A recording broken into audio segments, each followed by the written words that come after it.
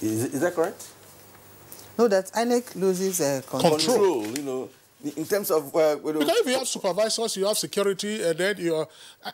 anyway, maybe you're a bit reluctant to answer that question. Jidojo, how does overvoting occur, and who is responsible for it? Well, for me, it can occur, just like Chinwe said, in a situation where you discontinued with the use of smart card reader. And this is also taken care of by clause 47 I talked about. If I had known, I would have brought... It's very elaborate. 10 different things that could happen that can lead to cancellation of votes. And yes, as at the time we have Electoral Act 2010 as amended, there was nothing like PVCs. There was nothing like smart card reader. Recall that PVC was a 2015 phenomenon after we did the registration in 2010. Now, that section 53 says, because it's been a practice where there will be overvoting, that means voting above the number of registered voters in that polling unit. But what I have seen in Oyo State, I know it to be 4 unarmed security personnel in the polling unit, in the voting point. Then 300 meters away from the voting point, armed security personnel. We should not see what he is saying, because if the unarmed police officers or security personnel could not do something, then the armed could come in and do something. We've seen cases that something like this happened in Minjibir local government of Kano, whereby the card reader, I think there are 775 voters in that polling, in that voting point. It's only 23 people that the card reader accredited. You understand? And they went ahead. The ad hoc staff went ahead to do it manually. The observer there and the people there are telling him, no, you shouldn't do this. Call for the replacement. He didn't do anything on that regard. I personally, I think on the day of the presidential election, went to one polling unit in Karu. That's Karu here in Abuja. I met an ad hoc staff that was given, you know, all the result sheet, after filling the result sheet and everything, you give the security personnel, the party agent and what have you, their own share of the result. Copies. Copies, thank you. What he did was, he did not write anything because he feel he is tired and what have you. He didn't write anything. He was just stamping, signing, and giving them. So unfortunately, when I got there, I never wanted talking. I now said, hey, what are you doing? He said, no. No, he is tired. He didn't do this. He didn't do... I said, calm down. Okay, this is what you are paid to do. So you must do it. I'm not compelling you to do it, but I know you will do it. So when I talked to him, he went ahead to do it, but some left with the result without anything on it. So this causes all these things.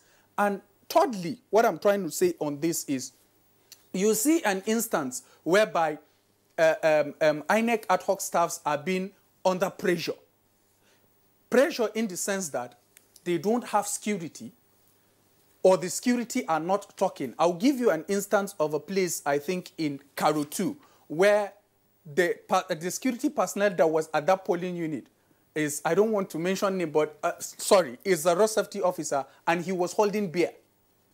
I think around 9, they were collecting.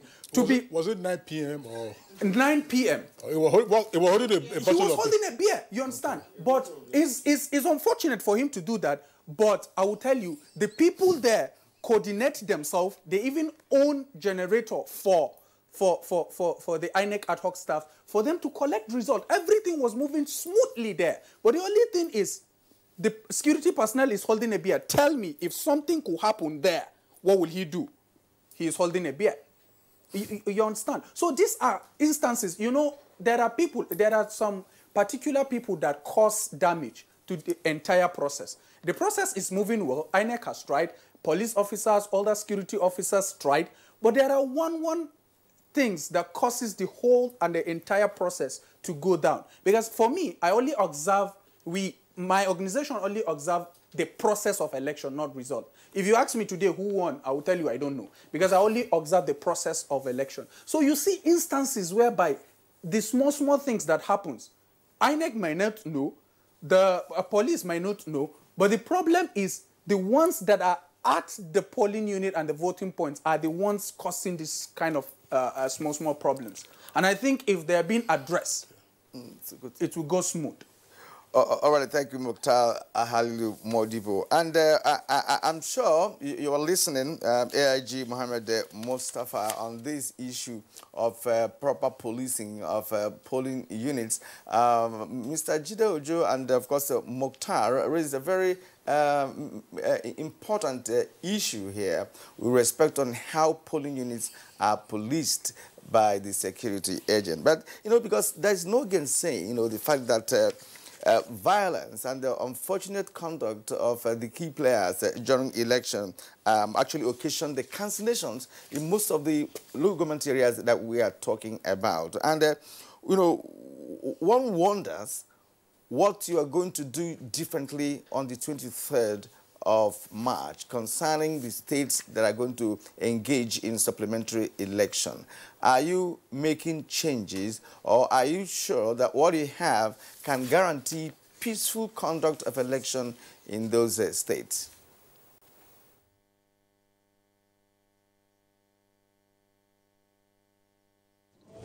The whole thing is called for commitment on the part of everybody, all stakeholders. From the analysis of Jide, the Assistant Director, and Mukhtar, you can see that if there's commitment, there is responsibility on the part of each and every player there. We will have a smooth one. Where if even you have one security personnel, the agents are there. If all stakeholders are committed, actually, you will have a hitch-free exercise. At least one or two person will raise, this is the wrong way. Like Mukhtar said, he even went. Everybody was there, but it was his movement to that place that brought out those very serious lapses. So as for the supplementary elections, I think it's going to be easy. We'll have enough personnel. We have the deployment, both armed and unarmed, which was a challenge, actually, because you have 400,000 policemen to police for 200 million Nigerians, and the polling units, and the polling voting points. So with even the support of the the other sister agencies, we cannot cover. Definitely, everybody is aware of this. So, but commitment on the part of everybody, every player, each player, will now guarantee this successful thing. Our voting will fizzle out because of measures taken by INEC, cancellations and all those things. So what are you going to achieve from our voting? Definitely it will not count. So I think it is our development. With time, we're going to have it. I'm sure our voting will be one of the things that will fizzle out.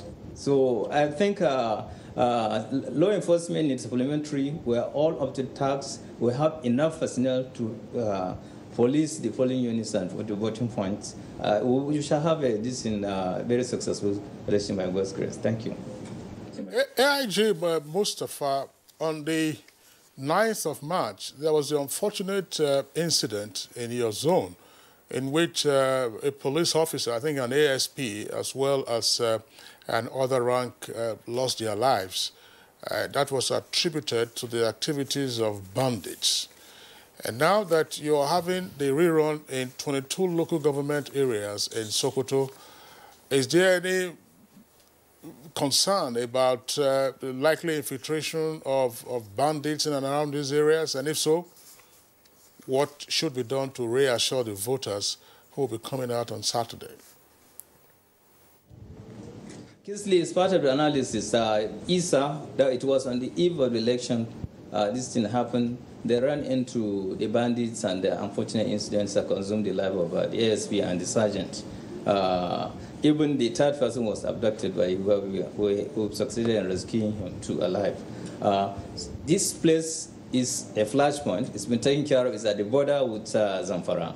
It's been taken care of, heavily policed. The Joint Task Force is there, the military police, and all of us are there to take care of. And we have addressed these situations. It is, in fact, the flashpoint. It's been taken care of. So we're going to have a hitch break exercise. All right, thank you very much, AIG Mustafa. Just to listen into the tweets that have come in from our viewers, Kirian, let's go over them quickly. Now, Ibrahim Moduaji says the atmosphere in the affected states is tense. Desperation is high. Peace, however, should be the watchword in the supplementary elections. Kudos to the Emir of Kano for calling for peace in the state, as well as other traditional rulers should do the same in their states. And from Ibrahim Abubakar Hamid, for those that are snatching the boxes, let's remind them the rules and regulations are still there.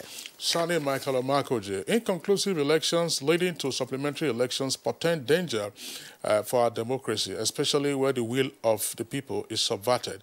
The aftermath of inconclusive elections, as we have seen, has brought woes and should be discouraged. All right, from Festus Akimboewa, while INEC should be commended for being bold to declare elections inconclusive to demonstrate credibility and transparency, many voters are growing wary of our electoral process and may not be in the mood to come out in good numbers to vote in the supplementary elections. That's another one from Festus Akimboewa, Kirian. Let's take this. It says, listen very carefully, please. It says, so, what happens if turnout in supplementary elections is lower than the number of votes of the leading candidates in the states where elections have been declared inconclusive? Does it mean the supplementary elections will be declared inconclusive again? Well, you understand that question? I mean, it's just a matter of Chingwe. numbers. Well, we don't have time because they will just deal with the figures as they are. Now, Hussein Babame, he said INEC needs to be independent as it is in their name. The process is experiencing serious setback with court orders here and there. Dele Jack Solomon, one thing the commission, that's INEC, cannot take for granted in the supplementary elections is the appointment of credible and trustworthy people as collation and returning officers. This advice should be taken seriously in view of the supplementary elections coming up this weekend. Once again, appointment of credible and trustworthy people as collation and returning officers. We're out of time, Kingsley. We know we have from Comrade Elijah Ngala, Ebwatibi Zekeri. Comrade Ihan Ye says, talking about security and others. Then Akeju Olabaju too. That's also right, that's right. Okay, well, just we'd like to appreciate you for sending in your tweets. We don't have enough time to deal with this issue, but Chinwe, you may wish to speak to this. The smart card reader in some point was being hailed as a talisman, along with the PVC, to deal with the usual shenanigans that we used to have with our elections. But part of what has arisen from the 2019 elections has been the discretionary application of otherwise strict rules on the use of the smart card reader. Can this be avoided on Saturday? Yeah, well, it is actually one of the major reasons Commission has already said that if in any polling unit they did not use card readers and PVCs, they have to return 0 votes. Okay. They have to do 0 return. Okay, we'll leave that it there. means it's going to be, yes, strict compliance. Not just 0, but don't you have a backup?